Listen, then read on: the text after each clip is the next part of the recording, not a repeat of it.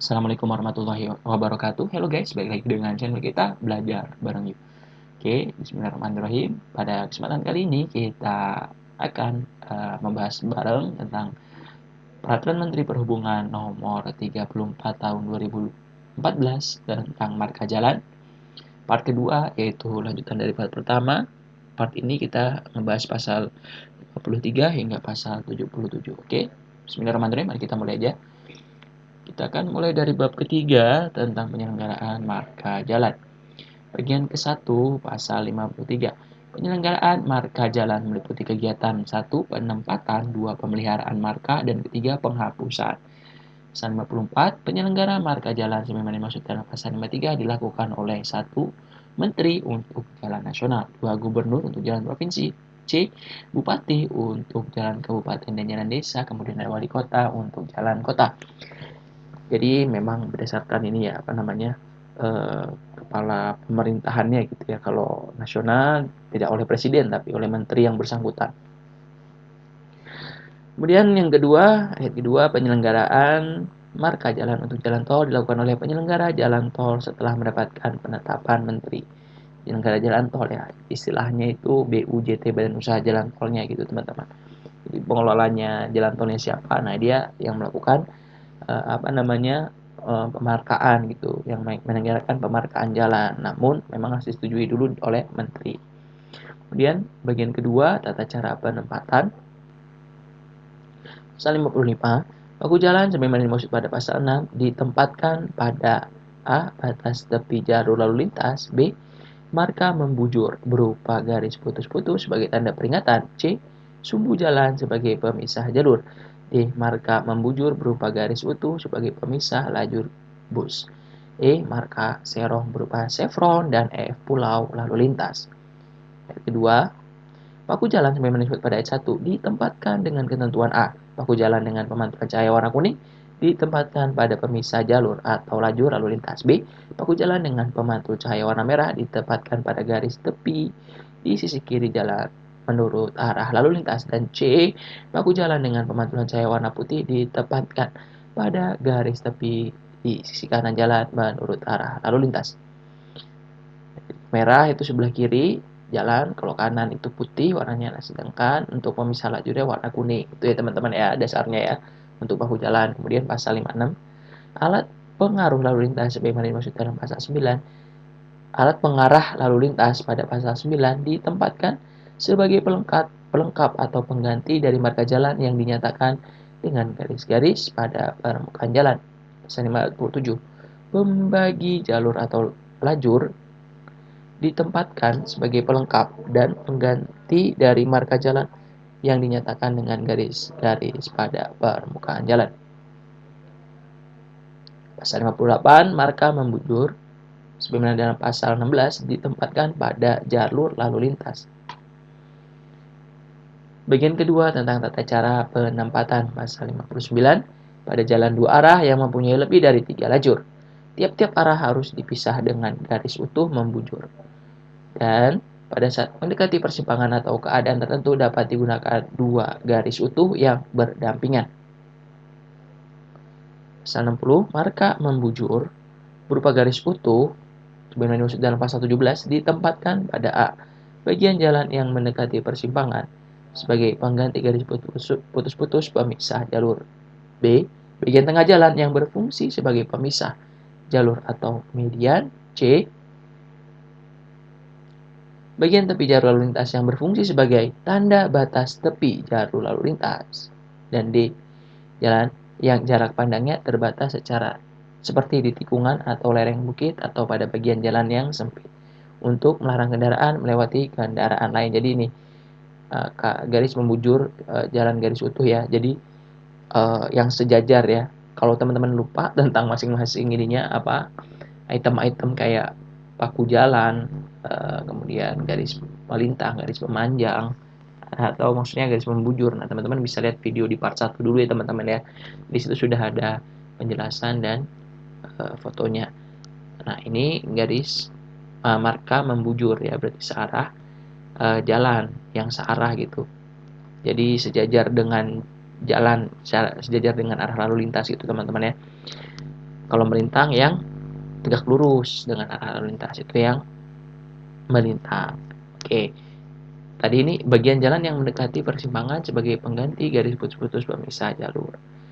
Ya kan? Ini satu untuk membujur berupa garis utuh. Berarti nggak putus-putus nih. Yang B, bagian tengah jalan yang berfungsi sebagai pemisah jalur atau median. Yang C, bagian tepi jalur lalu lintas yang berfungsi sebagai tanda batas tepi jalur lalu lintas. Nah, ini tepi jalur lalu lintas ini maksudnya yang apa, garis lurus tak terputus yang ada di tepi jalan ya, yang ada di sebelah kanan ataupun kiri jalan itu gunanya apa? Sebagai tanda batas tepi jalur lalu lintas. Yang D, jalan yang jarak pandangnya terbatas seperti tikungan atau lereng bukit atau pada bagian jalan yang sempit untuk melarang kendaraan melewati kendaraan lain. Nah itu. Jadi pada dasar itu, jadi garis yang tak putus-putus itu juga tandanya nggak boleh melewati kendaraan lain itu ya teman-teman ya. Kemudian yang kedua, marka membujur. Berupa garis putus-putus sebagaimana dimaksud dalam pasal 18 ditetapkan pada bagian tengah jalan yang berfungsi sebagai pemisah jalur atau median. Yang ketiga, marka membujur. Berupa garis putus-putus yang berfungsi sebagai peringatan akan adanya marka membujur berupa garis utuh di depan sebagaimana dimaksud dalam pasal 18 ayat 1 huruf C ditempatkan paling sedikit 50 meter sebelum marka membujur berupa garis utuh di depan. Ayat 4, marka membujur berupa garis ganda yang terdiri dari garis utuh dan garis putus-putus dimaksud dalam pasal 20 ditempatkan pada bagian tengah jalan yang berfungsi sebagai pemisah jalur atau median. Ayat 5, marka membujur berupa garis ganda yang terdiri dari dua garis utuh sebagaimana dimaksud dalam pasal 21 ditempatkan pada bagian tengah jalan yang berfungsi sebagai pemisah jalur atau median. Bagian kedua, tata cara penempatan pasal 61 ayat 1. Marka melintang sebagaimana dimaksud dalam pasal 23 harus memiliki ukuran lebih lebar, lebih besar daripada marka membujur. Ayat 2, marka melintang sebagaimana dimaksud pada ayat 1 ditempatkan bersama dengan rambu larangan berjalan terus karena wajib berhenti sesaat dan atau alat pemberi isyarat lalu lintas pada tempat yang memungkinkan pengemudi dapat melihat dengan jelas lalu lintas yang datang dari cabang persimpangan lain. Ini marka melintang nih ya. Fungsinya untuk apa? Ini ditempatkan bersama dengan rambu larangan yang berjalan terus karena wajib berhenti sesaat. Nah itu. Jadi kalau udah ada garis melintang itu berarti harus berhenti sesaat dan atau alat pemberi isyarat lalu lintas pada tempat yang memungkinkan pengemudi untuk melihat dengan jelas lalu lintas yang datang dari cabang persimpangan lain gitu teman-teman. Nah, itu jadi untuk berhenti sesaat itu garis melintang. Kemudian pasal 62, marka melintang berupa garis putus-putus yang digunakan sebagai batas berhenti pada waktu memberikan kesempatan pada kendaraan yang wajib didahulukan sebagai mana dimaksud dalam pasal 25 ditempatkan pada persimpangan atau dilengkapi dengan gambar segitiga pada permukaan jalan. Pasal 63, marka serong sebagaimana dimaksud dalam pasal 27 huruf C ditempatkan pada bagian jalan yang mendekati pulau lalu lintas. Nah, ini marka serong ya, yang kemarin ini kayak chevron gitu teman-teman ya, kayak chevron terus kemudian itu ada pulau yang apa namanya, yang tempat gate-gate itu, gate tol gitu teman-teman, gerbang tol untuk pembayaran tarif tol itu ya, itu kan ada pulau-pulaunya. Nah, pulau-pulau itu adalah bagian yang ditinggikan gitu ya, dari misalnya dari beton gitu, memang dari beton sih untuk peninggian itu. Nah, itu pulau sebenarnya. Nah, bisa ada garisnya kan, garis chevron lah istilahnya lah, untuk menunjukkan pengarah jalur lalu lintas agar tetap di jalurnya gitu, di lajurnya. Kemudian pasal 64 ayat 1, marka lambang berupa panah sebagaimana dimaksud dalam pasal 32 ditempatkan pada bagian jalan yang mendekati persimpangan dan dilengkapi dengan marka membujur berupa garis putus-putus untuk menunjukkan arah tujuan kendaraan. Ayat 2, marka jalan sebagaimana dimaksud pada ayat 1 dapat ditempatkan pada bagian jalan yang memiliki lebih dari satu lajur. Pasal 65, marka lambang berupa gambar sebagaimana dimaksud dalam pasal 33 ditempatkan pada lajur yang secara khusus diperuntukkan bagi lajur sepeda, sepeda motor atau mobil bus. Bagian kedua, tata cara penempatan pasal 66. Marka lambang berupa segitiga sebagaimana dimaksud dalam pasal 34 ditempatkan pada persimpangan sebelum marka melintang berupa garis putus-putus yang tidak dilengkapi dengan rambu larangan. Pasal 67, marka lambang berupa tulisan sebagaimana dimaksud dalam pasal 35 ditempatkan pada permukaan jalan yang digunakan untuk mempertegas penggunaan ruang jalan dengan ketentuan A. untuk mengatur lalu lintas atau memperingatkan atau menuntun pemakai jalan. Dapat dipergunakan kata-kata yang menunjukkan nama tempat atau kata-kata yang menunjukkan pesan mengenai keperluan khusus seperti stop, khusus ban, dan zona selamat sekolah. Dan B, bentuk huruf dan atau angka ditempatkan memanjang sesuai jurusan, arah, lalu lintas. Pasal 68. Marka kotak kuning sebagaimana disebut dalam pasal 37 ditempatkan pada A persimpangan. Yang bisa di persimpangan itu ya teman-teman ya, itu gede itu kotak kuning gitu. Jadi tidak boleh berhenti di areal yang kotak kuning itu teman-teman. B. Lokasi akses jalan keluar masuk kendaraan menuju instalasi gawat darurat, pemadaman kebakaran, penanggulangan huru-hara, search and rescue, dan ambulans. Yang kedua, marka kotak kuning yang ditempatkan pada persimpangan digunakan untuk menyatakan kendaraan dilarang berhenti di dalam area kotak kuning dalam kondisi apapun. 3. Marka kotak kuning yang ditempatkan pada lokasi sebagaimana pada ayat 1 huruf B digunakan untuk menyatakan area bebas antrian kendaraan pada lokasi akses jalan keluar masuk kendaraan menuju instalasi gawat darurat, pemadam kebakaran, penanggulangan huru-hara, search and rescue, dan ambulans. Ini marka kotak kuning dipakai juga untuk akses ini ya, keluar masuk instalasi gawat darurat gitu ya. Pokoknya yang urgent-urgent nggak boleh ada kendaraan yang berhenti di situ gitu lah, apalagi parkir di situ nggak boleh ya. Kemudian bagian kedua, tata cara penempatan. Pasal 69. Marka untuk menyatakan tempat penyeberangan pejalan kaki ditempatkan pada A. Persimpangan jalan dan atau B. Ruas jalan di sekitar pusat kegiatan antara lain berupa pasar, kawasan industri, sekolah, tempat ibadah, dan tempat hiburan. Ayat 2. Marka untuk menyatakan tempat penyeberangan pesepeda sebagaimana dimaksud dalam pasal 40 ayat 1 huruf B ditempatkan pada ruas jalan. Ayat 3. Dalam hal arus lalu lintas kendaraan dan arus pejalan kaki cukup tinggi, marka untuk menyatakan tempat penyeberangan pejalan kaki dan pesepeda sebagaimana dimaksud pada ayat 1 dan ayat 2 dapat dilengkapi dengan alat pemberi isyarat lalu lintas. Pasal 70. Marka larangan parkir atau berhenti di jalan sebagaimana dimaksud dalam pasal 43 ditempatkan pada sisi jalur lalu lintas. Pasal 71 ayat 1. Marka peringatan perlintasan sebidang antara jalan rel dan jalan yang dinyatakan dengan marka melintang berupa garis utuh sebagai batas berhenti kendaraan sebagaimana dimaksud dalam pasal 44 ayat 1 ditempatkan pada jarak paling sedikitnya 4,5 meter dari jalur kereta api. Ayat 2. Marka peringatan perlintasan sebidang antara jalan rel dan jalan yang dinyatakan dengan marka lambang berupa tanda silang dan tulisan KA sebagaimana dimaksud dalam pasal 44 ayat 2 ditempatkan pada jarak 10 meter dari marka melintang utuh sebagai tanda garis berhenti. Bagian kedua, tata cara penempatan pasal 72 ayat 1, marka lajur pesepeda dan marka lajur sepeda motor ditempatkan pada sisi kiri arah lalu lintas.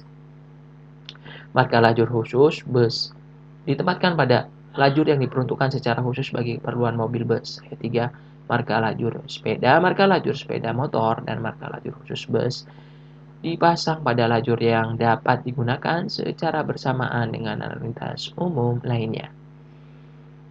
Pasal 73. Marka jalan keluar masuk lokasi pariwisata ditempatkan minimal 50 meter sebelum pintu masuk lokasi pariwisata. Penempatannya minimalnya 50 meter ya, sebelum pintu masuk lokasi pariwisata tuh harus diingat tuh, sebelum 50 meter sebelum ya.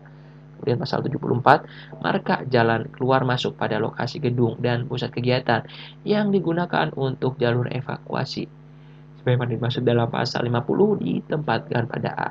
Pintu akses gedung dan pusat kegiatan dan atau B. Ruas jalan untuk daerah lokasi rawan bencana. Pasal 75.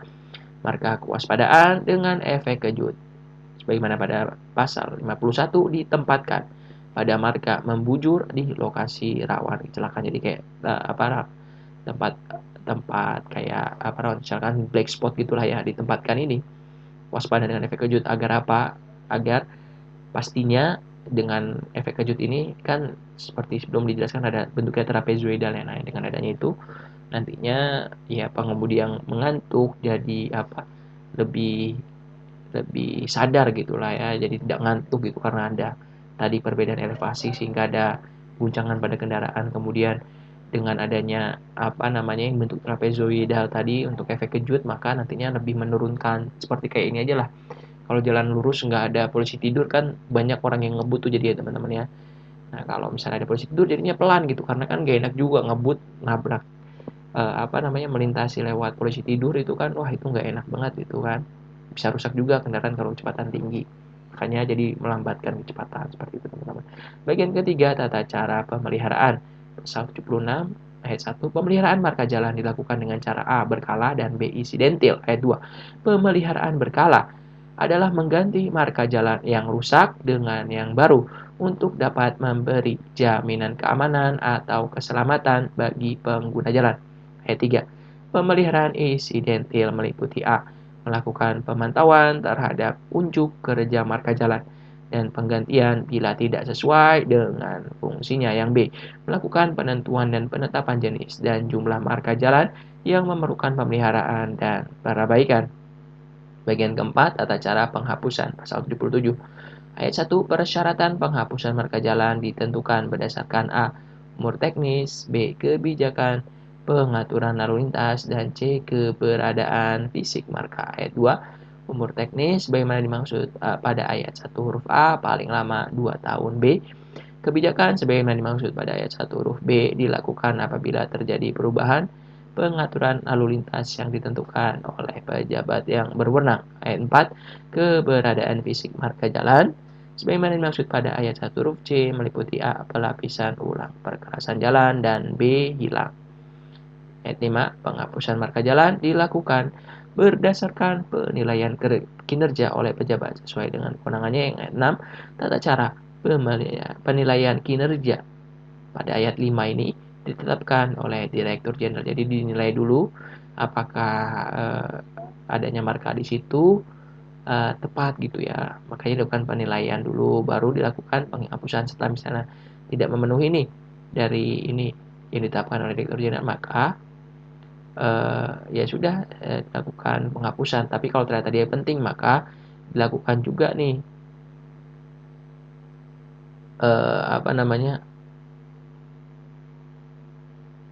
kalau desa penting ya dilakukan tadi pemeliharaan gitu ya.